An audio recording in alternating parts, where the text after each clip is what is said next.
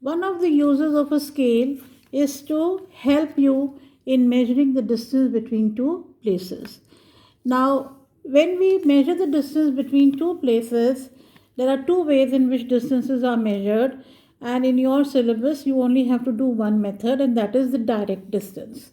We also call the direct distance as the shortest distance, or in a very fancy way, we use the phrase as the crow flies, because of any bird. I don't know why they have taken crow, but any bird, if it has to fly from point A to point B, will always take a straight line.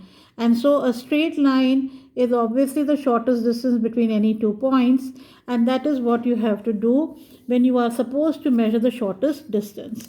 So let's say that you have been given a question in the board exam in which you have to measure the shortest or the direct distance between the settlement shown over here, which has got the name Vadavas, and the settlement over here, which has got the name Ranavas. Now, these are two very small settlements, and I will just imagine the center point of this red cluster here and here. These center points have to be taken for both the settlements, and I will keep my scale between those two center points of the settlements, and straight away, using my ruler or scale, I am going to measure what is the shortest distance, the straight line distance between the two places, and it is showing 7.8 centimeters. So once I have measured the distance on the map, there is a working and calculation that you have to do for showing the answer, because your question will always give you a unit in which you have to give the answer, which generally happens to be in kilometers. So you start by, after having measured the distance on the map, your first statement in your answer copy will be distance on the map, and you will put a dash and you will write 7.8 centimeters. Now, normally, children, 7.8 plus 1 plus or minus 1 millimeter, that means 7.7 to 7.9, I will accept, because obviously some child's center point may be slightly in or out. So I'll give a benefit of 1 millimeter both ways, less and more.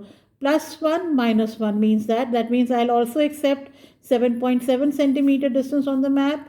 7.8 is the correct one, and 7.9 also will be accepted. So you don't have to become very nervous about it if you are thinking that I have to measure it very exactly. Yes, you must try to be accurate.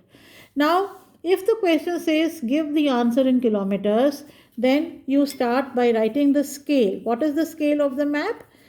The scale of the map is 2 centimeter is equals to 1 kilometer. Now, this is very essential, because when you are making your calculation, if you do not mention and do not tell the examiner that this is the scale, then actually I don't understand. Whatever further calculation you will show will be meaningless without mentioning the scale. Therefore, please understand that this is a very, very, very important statement. So you will say, therefore, scale of the map 2 centimeter is equals to 1 kilometer. Therefore, 7.8 centimeter on the map will be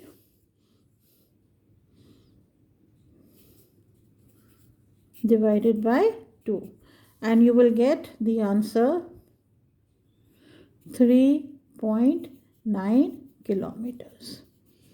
And this is how your answer will be given in the copy. Please do not just write the answer without the calculation. The calculation is essential, because children, this is mostly a 2-mark question where marks are also given for showing the calculation. If you are only going to write the answer, then how will the examiner give you 2 marks just for writing this unit? Okay, so whatever you have got on the map, that distance, the scale, then you have to obviously divide it by 2 and you get the answer. On the map, it was this much. On the ground, it is this much. I hope this is clear to you all.